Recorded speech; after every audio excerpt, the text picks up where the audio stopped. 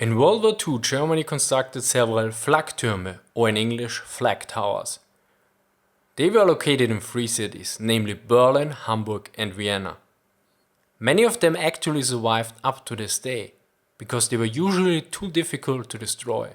For instance, in Vienna, all six are still standing, and they're also the most modern ones. Now before we take a closer look at the Vienna towers, let's first tackle some basics about the towers.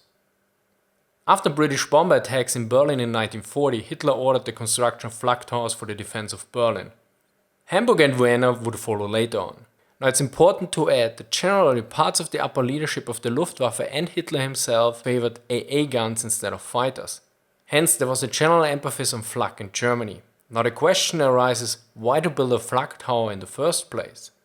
There are several reasons for this. Cities were high priority targets for bombers. Thus they needed to be defended, and additionally the flak was put in an effective position if the city was an important target. Yet another important point is that bombers are most vulnerable in the final approach, because due to the limits of targeting devices, the bomber had to keep a steady course for a while. Hence evasive maneuvers were out of question. Since the proximity of AA guns to the target area was crucial, putting the flak directly into urban areas made sense. But due to all the tall buildings, the guns needed to be located high enough to allow for a free firing arc in all directions. Additionally, fire control systems and other infrastructure was needed, thus putting them on a tower made actually sense. Of course, this is the perspective if we just look at the flak towers as a gun emplacement.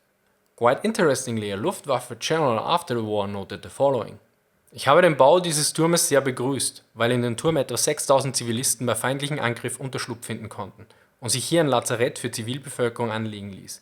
Die Schießaufgaben hätte man in gleicher Weise zum Beispiel von einem Flakhügel lösen können.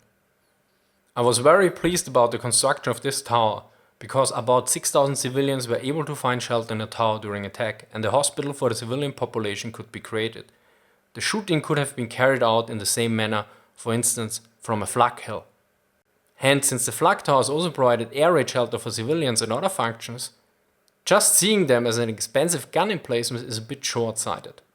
Now flak towers came in pairs, one for each variant, a command tower or a Leitturm, and a combat tower or a Gefechtsturm.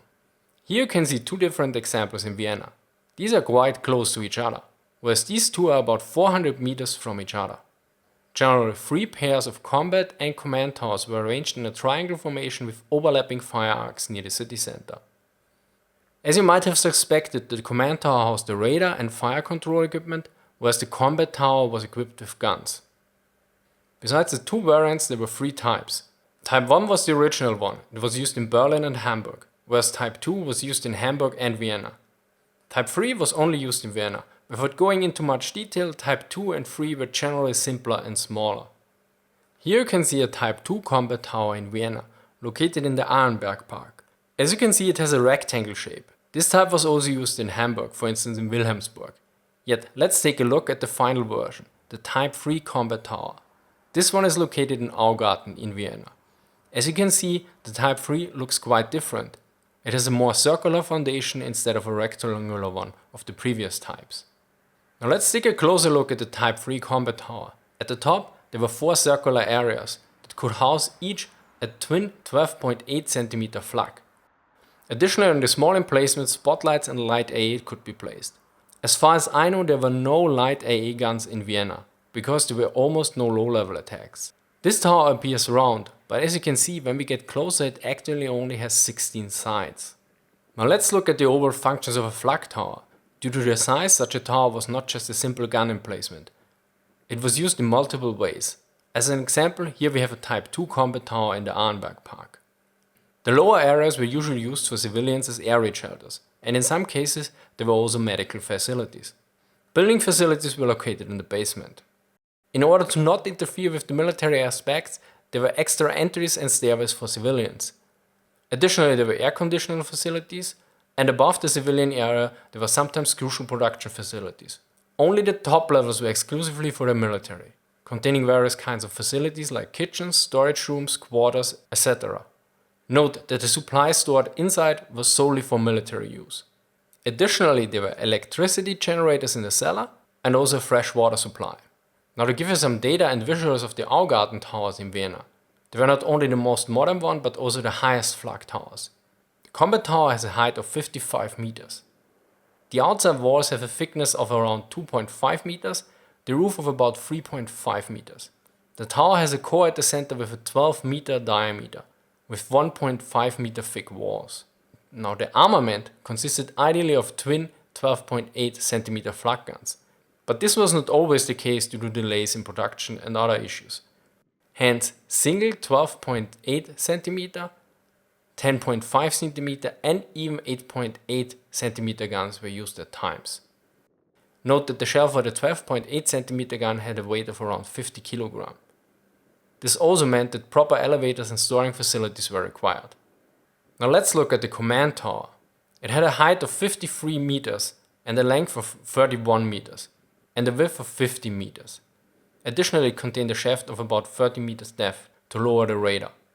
Now, although I didn't find a proper assessment on the usefulness of the flak towers themselves, I found various assessments that stated that the AA guns themselves had a rather negligible effect in general, although their costs were quite high.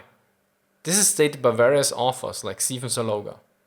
The flak force consumed between a quarter and a third of Wehrmacht ordnance and ammunition production. The associated radars and communications equipment consumed half the military electronic production. And from the German historian Ralf Schabel we have some data from the Quartermaster General. Die Erfolge der Flak waren aber teuer erkauft. Aufgrund einer Statistik des Generalquartiermeisters der Luftwaffe rechnet man mit 16.000 Schuss für einen Abschuss durch eine 8,8 cm Flak 36 und 8.500 Schuss für eine 8,8 cm Flak 41. Für die 10,5 cm Flak 39 waren es 6.000 Schuss und auch für die 12,8 Flak 40 noch 3.000 Schuss. Yet the successes of the flak were quite expensive. On the basis of the statistics of the Quartermaster General of the Luftwaffe, 16,000 shots were counted for a kill with the 8.8 cm Flak 36 and 8,500 shots for the 8.8 cm Flak 41. For the 10.5 cm Flak 39 it was 6,000 shots, and also for the 12.8 cm Flak 40 still 3,000 shots of ammunition were used.